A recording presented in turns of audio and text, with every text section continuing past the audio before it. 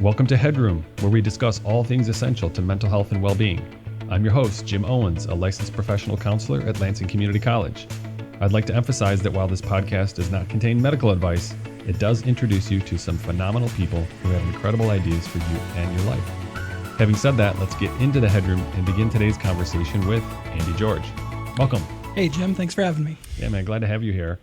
We've been colleagues at the college for a number of years. Yeah, quite some time. And we both were doing different things at the college at the time. Indeed. And I don't know if you remember, you will remember, one of the first things we did together was we went to a high school to talk to students about going to college. I do remember that. And we went to co-present to these middle school kids about, start thinking about college now, one of those early awareness things. And on the way, I was driving us and I said, by the way, our boss's house is on the way. We're going to stop and rearrange the furniture on her deck. Is that okay with you? Got up to some shenanigans. Yeah, we did. We just, a little prank on the boss. It's always good. She took it in good fun. In fact, she's like, I didn't even notice. Anyway, so if you're listening to this, Emily, that was us, and you know the story. She said we should have gone into her house and rearranged the furniture, and then she would have noticed. That's a little weird. We're not going there. But we've been having fun at school here for a long time together. So I know you, but not everybody does know you. So tell us a little bit about who you are. Where'd you grow up? Just give us a little background. Sure. Like you said, my name's Andy George. I grew up actually in the Lansing area. I grew up in Hazlitt, so not too far away. I'm a graduate of Hazlitt High School. Goodness, 20 years ago now. Okay. Which is a strange thought. Yeah. After that, I attended Michigan State. I was a psychology and a secondary social studies education major. Student taught, which was a very interesting experience, but an important one. Yeah. It's something that I've taken quite a lot from. I ended up coming into the teaching market in 2011, which is a terrible time to be looking for a teaching job. Yeah. Went back to graduate school and ended up with a job here at LCC, a part-time job in testing. And it's funny because I intended to come finish my degree and kind of work the job and move somewhere else. Yeah. But I fell in love with LCC and to the point where one of the things that I think back, one of my great regrets was that I didn't go to LCC first. Being a Hazlitt kid, we were right around the corner. That's right. I was right. All my friends came here. And I was lost for a little bit when I was a student. It took me a little while to figure out what it was I wanted to do. Yeah. And I feel like the connections that some of my friends had to their professors, and of course, the cost, would have been beneficial to kind of figuring that out in a way that I'm not going to pay for it until I die, basically. Yeah. College is only getting more expensive. Indeed. So that's interesting. So just right off to MSU, right around the corner. Mm-hmm. Was it a foregone conclusion in your family that you were going to go to college? It was actually. My parents met at Michigan State, and so it's not an exaggeration to say the reason I exist is because of Michigan State. Okay. It's something that I had just always assumed I was going to do. My father worked for the USDA, and so he did a lot of stuff through the ag programs and things where we'd go to Small Animal Day and the big ag expos and that kind of thing. So I was very familiar with campus even before I got there. I'm sure. Mm-hmm. And so not only was it you're going to go to college, it was you're going to go to MSU. I don't know that my parents put that kind of pressure on me. Okay. It was the only school I applied to, though. Oh, okay. So maybe I internalized it well. Yeah, I guess so. They did their job. They did their job well.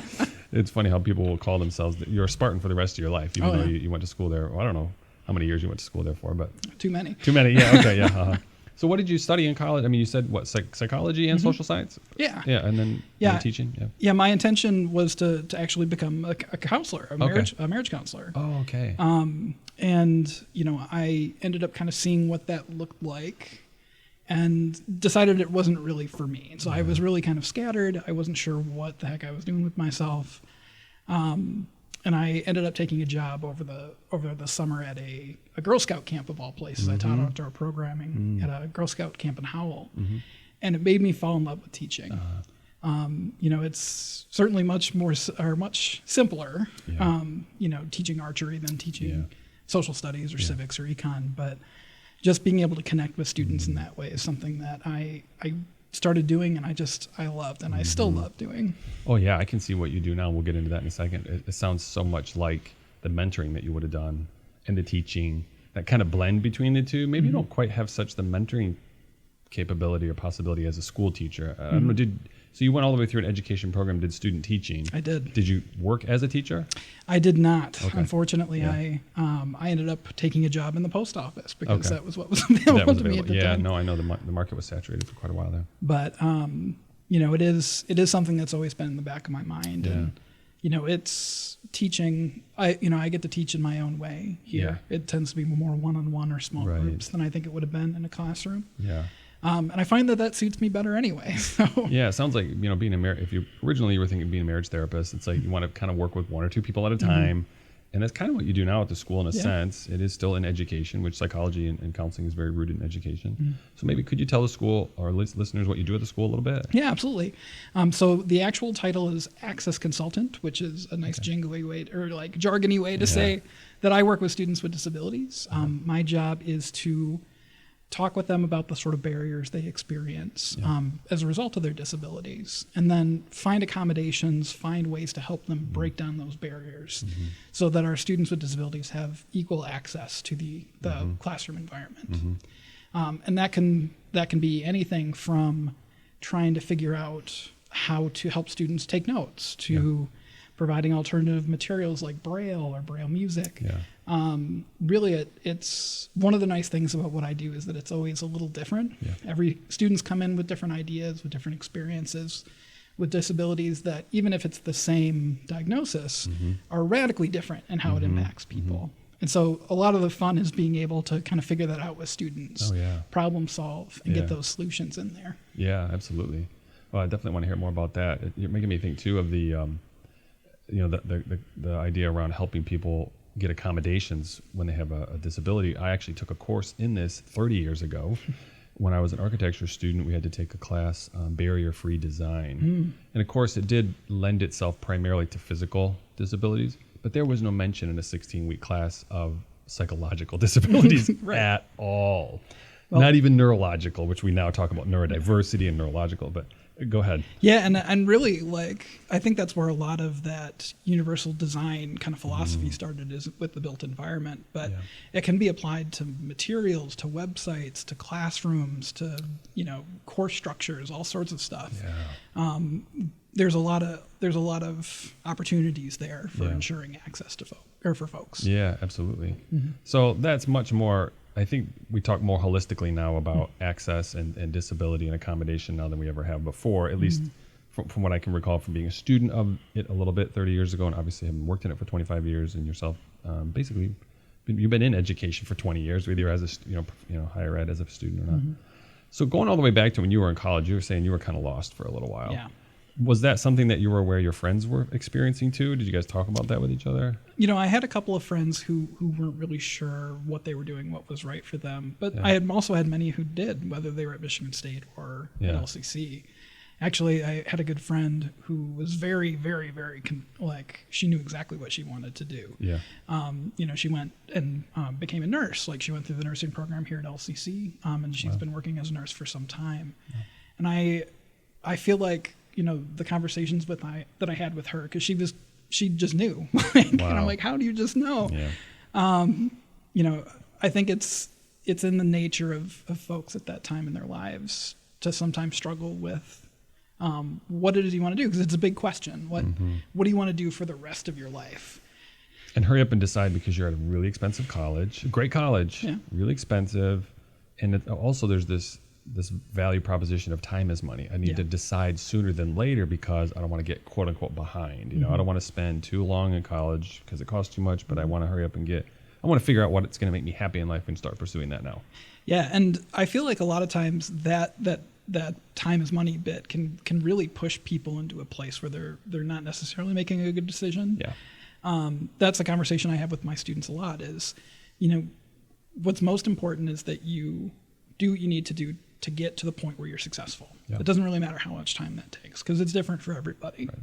Some folks do the 2-year thing and they're good to go. I mean, I've also had colleagues who spent significantly longer than that, working or taking a class at a time when they're working full time to become, professionals as time goes on, and that's what worked for them. Particularly with folks with disabilities, folks tend to compare themselves against what's typical Right.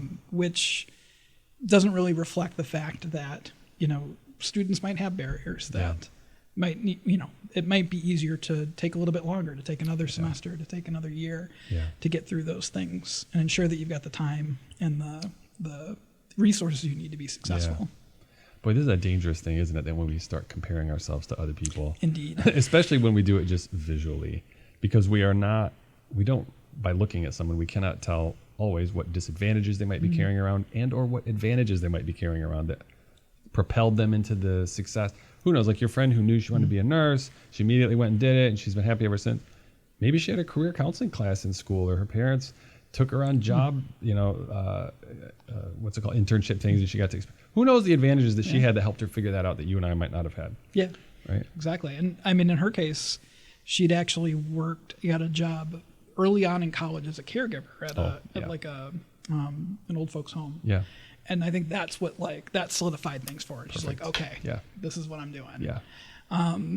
It's kind of hard to figure out what you want to do just going into the classroom, and it's all hypothetical. This is true. I think, like being a therapist, I think I really like people, like relationships. I think I'd like to make that work. And then when you get down to it, it's like, well, you're dealing with life and death stuff in here, actually, too. Yeah. This is kind of like a paramedic job, too. Yeah, I mean, it can take a real personal toll on you as a therapist. I know, that's one of the things that kind of shied me away from it. Is I have the tendency to take things into myself in a way that it would be difficult to do that counseling job in all the ways that you need to, and just leave it at work. Yeah.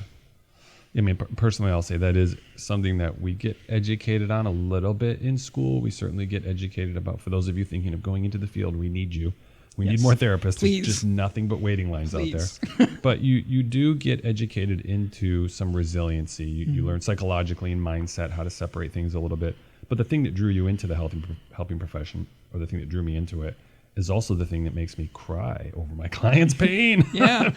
And or stay up at night or lose sleep, just various things like, and I'm pretty good with boundaries now, but that's a learned skill. Yeah, absolutely. You have to acquire that over time. And that's something I didn't realize at the time. I wonder now, knowing what I knew what I know now, if I went back then, if I would have made the same decision or not, knowing that there is some things. But I mean, it's, who knows? Yeah. You could still do it, Andy. I could. Yeah. That's potential. One more graduate degree. Yeah. My wife would be so mad. Okay. Hopefully, don't let her listen to this then. But I do talk to people who are interested in this, and they'll say, like, I don't think I could do your job. And I go, you might not be able to do it as you are the person you are today. Agreed. I wouldn't be able to do it as the 17-year-old kid that went off to college either. Yeah. But I turned into someone that can do it. And part of that was my education. Part of that was experience. Yeah. I mean, it's that personal growth, that professional growth. Yeah. Absolutely. Yeah. I'm sure you've experienced that in your own work at the school here, because I even think about the work that you do. And for first of all, you have to be so incredibly sensitive and, I want to say, intelligently creative in how you're going to help a student level up in the classroom, because, as you say, everybody's needs are different. Just because somebody shows up with the diagnosis of, I'm on the autism spectrum, well, if you met one person on the spectrum, you've met exactly one person on the spectrum. And I can tell you that personally, clinically. I can tell you from the research, and you know it too. Right? Everybody's needs are different. So it must require a lot of creativity, but that must be fun too. It is. I mean, it's never boring, that's for sure. And that's, one of the things that I really enjoy about the work that I do is that, even if I'm going into a point where I'm like, I look at the documentation, it seems like this, it could be something completely different. Or like, students could have a request for an accommodation that I've never heard of before. And, being able to consider those things, to take students through it. And do the very small part of what I do to helping them be successful, it's very rewarding at the end of the day. And I do love it. Yeah, I can tell, and I hope you stick around for a long time, because we need people with your heart and mind, your commitment to this, and you know that, and I think you are happy here, so I don't have to say that. But for anybody who wants to work in this field, we do need people, indeed, who are willing to do this kind of work, because it does require creativity. It requires a great deal of education so that you actually understand clinically what's going on. I mean, you have had probably to bone up on medical diagnoses and Quite a terms bit. and all kinds of stuff, right? Yeah, and I was a social science major, man. Like, Yeah. like I'm learning all sorts of things about Yeah. like we'll get new diagnoses or something I haven't seen in Yeah. a while, and I mean that's part of the job is Yeah. finding some research, taking a look at what that means, Yeah. and then talking to the student about what it means in their circumstance as well. I'm curious about, because our work is somewhat similar. We actually work in the same department, but different areas, right? Or same division, or I'm not sure how to phrase it. But anyway, we're colleagues. Yep. I sit with people who are in difficult circumstances and help them work through them. So do you. How much of that does take a toll on you personally? A little.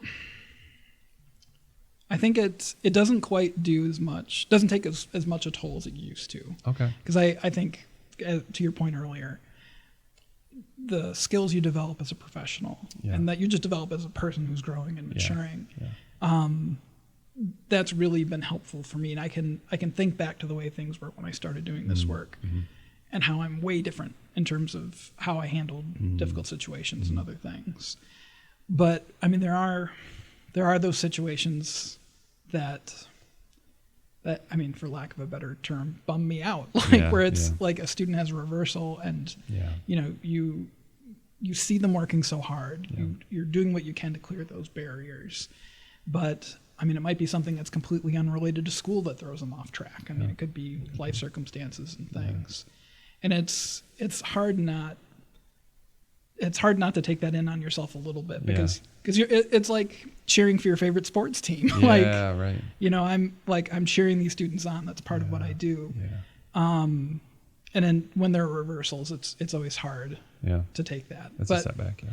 But, you know, looking through those sorts of situations and helping students know, like, you know, hey, this is not the end of the world. Like, this is not the end of your education. This is not the end of you. Yeah. This is a setback, and this is going to happen. It happens to everybody. You know, we just have to figure out the best way to proceed. And a lot of times that's connecting to professionals like you, Jim. As well as all the other folks in financial aid or the various other people who can help those students work through those difficult situations. But it's hard not to, you know, care. Like, I mean, as it's I know weird, you know, but as an empathetic person, it's a double-edged sword. It's very useful. We have to have these professional boundaries. It's like, I don't know about that. I'm a person, you know? Yeah. I'm a human being doing this work. I'm not a machine. Yeah, absolutely. And I think that's really important, particularly for those of you who are thinking about going into a field where you are helping folks, whether it's social work or counseling or you know, something like disability services, to kind of be aware of the fact that you're just going to have those days that hit you, and you've got to work through that for the people that you work for, like for your students, for your clients. You know, you help them, you work through it, and you help them work through it. Isn't it interesting? You probably fall back on so much of what you've learned in your own life to help them learn what will benefit them. And I want to press in on this concept of skills a little bit, because this is something we want our students to pick up, and just anybody in general who's struggling in life.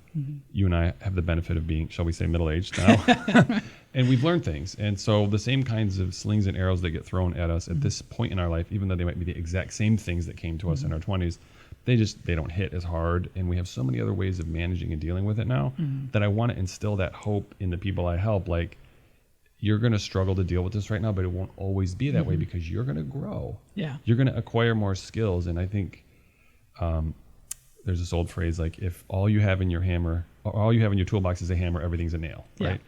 And very often young people come to us and they only have one or two skills to deal with everything. And sometimes it's self-destructive or destructive. Maybe not even self-destructive, it's just bad. And you got to come up with new ways to deal with those things. Have you had to figure some of these things out on your own? Yeah, I mean, a little bit. I mean, personally and professionally too. Like, you know, some of it is because I was that person with the toolbox, the nearly empty toolbox. You know, I did well in high school, but I didn't know how to be a good student. Like, you know, even like basic things like how to study and how to manage my time is something I always struggled with. And so those are things I share with my students. Like, hey, you know, you're not alone. Like, I went exactly through this, and the hardest lesson I ever had to learn was how to ask for help. And so that a lot of times that's what I'm trying to connect students to. It's like, you know, you don't have that skill yet.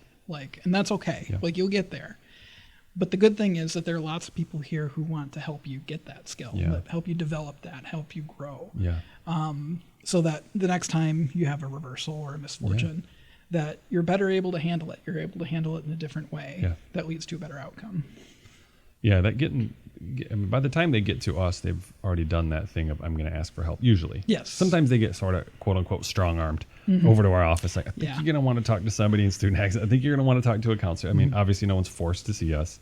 But if they've gotten that far, they already have this value for, I'm willing to almost wave the white flag. All right, I surrender, I need help. But often I have to frame it because students are so reluctant, and not just students, but anybody are reluctant to wave the white flag and ask for help. Sometimes I've found that if I flip it around and say, if you've got a problem, you're not really asking for help. You're hiring people to help you get a job done. That's a good way to think about it. Right. You basically have shown up to my office and said, I'm going to hire a counselor to help me out. Because, I have a job I need to get done. It's called college. Yeah. And I'm struggling in this area over here that needs work. And I'm going to have to hire somebody to help me figure that part out so I can get this entire project done. Yeah, absolutely.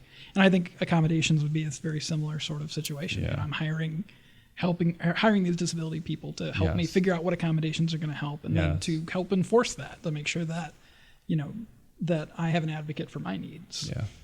In fact, if you're a student listening to this, you have hired Andy and I. Yeah, if you're a tax-paying citizen in the Lansing area in Michigan, you have hired us to help these students. We actually get paid to do this. And sometimes we joke with students like, I actually get paid to do this. I do love it, but this is a right that you have. Yeah. So I love that.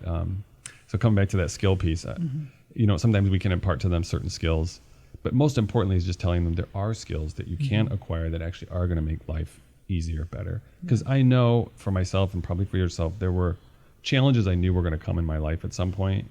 Let's say getting married, let's say having kids, that I knew I was really unprepared for, and maybe even ill prepared, as in what I've learned is going to hurt me. Yeah. Not only will there be a void of skills, I'm pretty sure I'm going to bring things to both my marriage and my parenting that are going to be bad for it. And I need to unlearn some of those things and learn new things. And that prospect seemed kind of daunting, and I didn't always know where to look to get that kind of support and education and how I was going to figure that out. But I don't know if you kind of perceive life a little bit like that. Yeah, a little bit. I'm not sure that I was quite as insightful as you were, Jim. Okay. Granted, speaking of, marriage and that sort of thing, my wife has taught me a lot, perhaps more than any one person, about communication and needs. That's something that I am a much better person for having married my wife. Because the way that she operates and we operate together, it's helped me to be able to better put voice to the anxieties and the things that are eating me up inside that I don't know how to get out there. Yeah. She's helped me have the time and the place to be able to think about those critically. And, you never know who in your life, granted, your one spouse is probably going to be a pretty impactful person in your life, but you never know where that insight is going to come from too. I've had a number of coworkers and students and colleagues who've also helped me grow. Yeah. And I guess the important thing is kind of being open to that development, that growth, wherever you find it. Well, even though she's your wife, you still have to risk telling her your insecurities, your anxieties, your fears. And here I'm speaking of myself, because I definitely, one of the things I brought into my marriage was I'm the strong, tough seawall that you can crash against all day, every day, and nothing will shake here. I'll be solid. Of course, I'm actually a human being made out of flesh. I'm actually very soft. I'm actually like therapist. I'm into feelings and stuff. But I had this archetype in my head of the strong male. And of course, I still have that, but my sense of strong is very different now. Yeah, very different. I recognize the value in bending so that I don't break. Indeed. Right. And that's a very mature way to think about it, I think. Yeah. We have these preconceived notions about what things should be or how you should be in a relationship. And, when you find that that's not necessarily the case, or it's not the case for your situation, that's an exceptional piece of growth. It takes I think maybe an exceptional amount of courage to do that.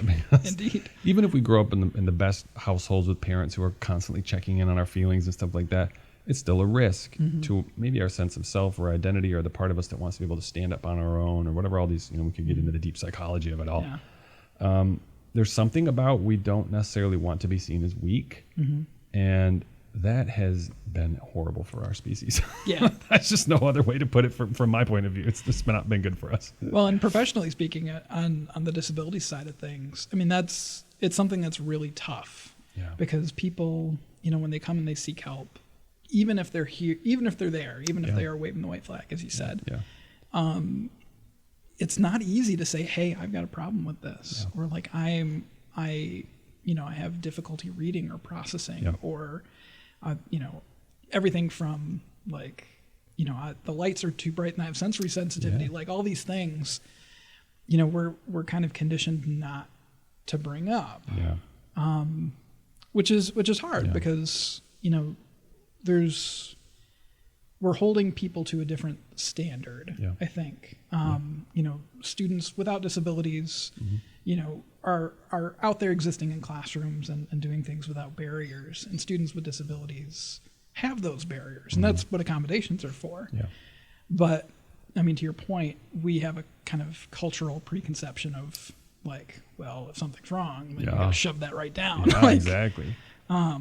And it's not healthy, and it's a barrier for folks who are seeking accommodation who by all means deserve it. Yeah.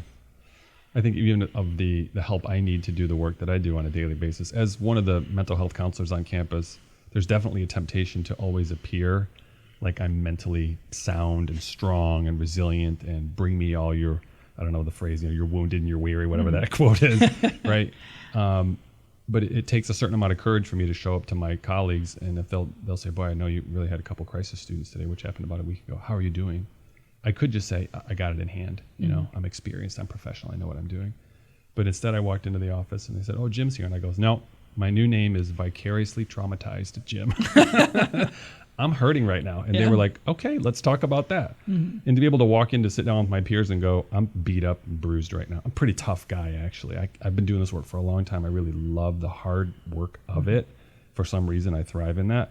But it gets the better of me sometimes. And to be able to sit down, and I would have never admitted to that to my colleagues 15 years ago, let's say, maybe even 10 years ago. Yeah. I would not have said, I'm not doing very well as a therapist. I don't feel strong. But now I can. Yeah. So that was a growth process for me. I'm sure you have similar kinds of things, because we're talking about the same kind of stuff here. Yeah, indeed. I mean, I also have a great team. I have great colleagues. And I know that if there's something where I'm, like a situation hits me just the wrong way, I mean, and I need some help. Yeah. I know that I can go to my colleagues, to my supervisor, to, our leadership, and be like, hey, I'm really struggling with this. Can you guys help me out with this? Yeah. Like, can we think through this in a different way? Yeah. And I'm grateful to say that I don't even have to question it. I don't even have to think about it, and be like, okay, so here's the problem I'm running into. How can we take care of this? And you don't conflate, if you don't know that word, look it up, failing at things with then taking on the identity of being a failure, which is something I want everyone to pick up on, for myself too. Like, if I'm having a weak moment or I'm failing in something, it does not mean I am a total failure. I don't conflate what I did or what state I'm in of the day. Like in a similar way, probably with students who benefit from accommodations, we don't want them to disidentify from their disability. That's part of who they are, but we also don't want them to over-identify with it either, I guess. Is that sort of a struggle, do you think, for some students to wrestle through their identity in the face of a disability? A little bit. I think typically the issue is less over-identifying and probably more under-identifying. Okay.